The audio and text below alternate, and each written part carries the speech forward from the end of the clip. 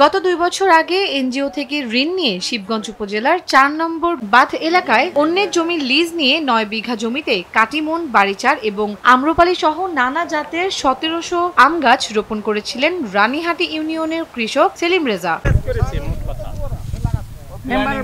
গাছগুলোতে মুকুলও এসেছিল, পরিচর্যা চলছিল যথাসময়ে, কিন্তু গভীর রাতে দুর্বৃত্তরা সেলিম রেজার বাগানের ৮ শতাধিক গাছ কেটে ফেলায়। এতে মাথায় আকাশ ভেঙে পড়ে সেলিম রেজার। এখন ঋণের টাকা শোধের চিন্তা তাকে দুশ্চিন্তায় ফেলে দিয়েছে এবং তিনি দুঃসহ অবস্থায় দিন কাটাচ্ছেন।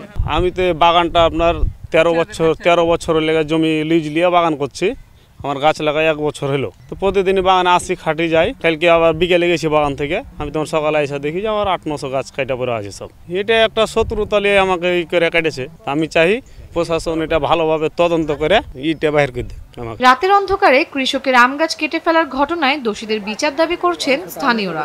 প্রায় ৮০০ মতন গাছ কেটেছে, টোটাল ১৭০০ গাছ আছে। এটা যে করেছে অন্যায় করেছে, শাস্তি হওয়া দরকার। তো এই জমিটার টাকা কিভাবে আমরাকে দিবে? এটা কিন্তু মানবিক দিক থেকে অন্যায়।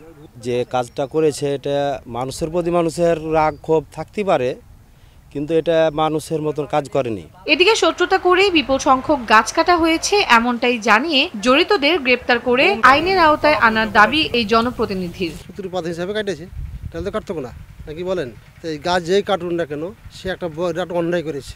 এই গাছ যদি কাটে এসেছে, যেই কাটুন তার জাহান্নাম ছাড়া কিছু আর নাই। তবে এ নিয়ে থানা পুলিশ কোনো মন্তব্য করতে রাজি নন। চলতি বছর অনিয়ার হওয়ায় সেলিম রেজার মতো হাজারো চাষি স্বপ্ন বুনছেন ঘুরে দাঁড়ানোর। তবে গাছ কেটে ফেলায় আতঙ্কিত তারা।